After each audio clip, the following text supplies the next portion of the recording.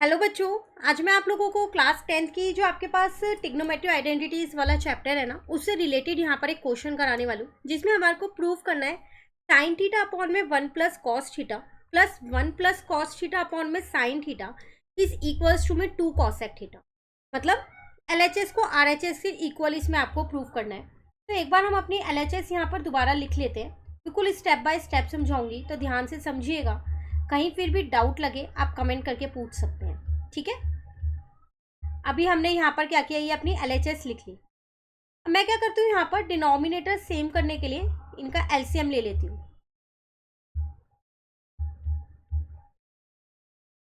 तो यहाँ आ जाएगा साइन स्क्वायर थीटा और यहाँ आ जाएगा 1 प्लस में कॉस थीटा का होल स्क्वायर।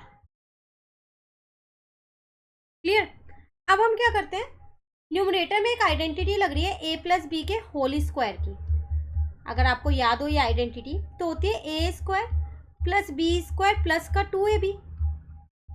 तो यहाँ पर मैंने वही आइडेंटिटी लगा दी, ए स्क्वायर प्लस का बी स्क्वायर प्लस का 2ab। ठीक है। नीचे वाला नंबर अभी 1 plus cos theta into sine theta ऐसे ही रहने दिया, इसमें मैंने कोई चेंज नहीं किया। अब साइन स्क्वायर थीटा और कॉस स्क्वायर थीटा को मैंने एक साथ लिख लिया।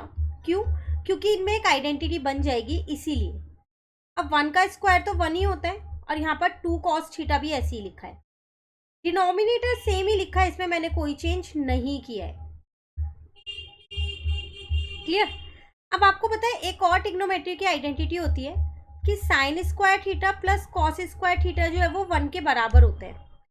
तो फिर मैं इन दोनों टर्म की जगह 1 लिख सकती हूँ। प्लस का ये 1 ऐसी है और यहाँ पर 2 कॉस थीटा ऐसी है। अब 1 प्लस का कॉस थीटा इंटू में साइन थीटा ऐसी है। अब यहाँ पर आ जाएगा 1 प्लस 1 2 प्लस 2 कॉस थीटा।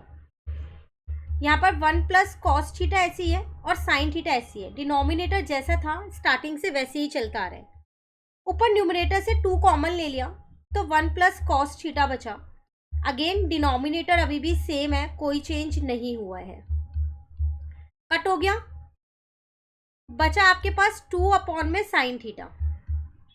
तो अब आपको पता होगा कि 1 अपॉन में साइन थीटा जो है वो कॉसेक थीटा के बराबर होता है, क्योंकि साइन कॉसेक का उल्टा होता है और कॉसेक साइन का उल्टा होता है। तो इसको मैं लिख सकती हूँ यहाँ 2 कॉसेक थीटा। ठीक है ना। और यही मेरी RHS है, हैंस प्रूफ्ड।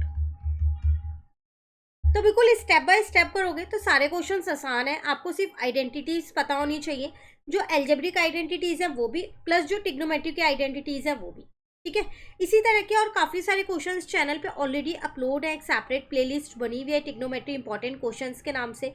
वहाँ से आप उन क्वेश्चंस को ज़रूर कवर कीजिएगा, क्योंकि सारे ये CBSE में आए हुए क्वेश्चंस हैं, plus RD Sharma NCERT exemplars के ये क्वेश्चन।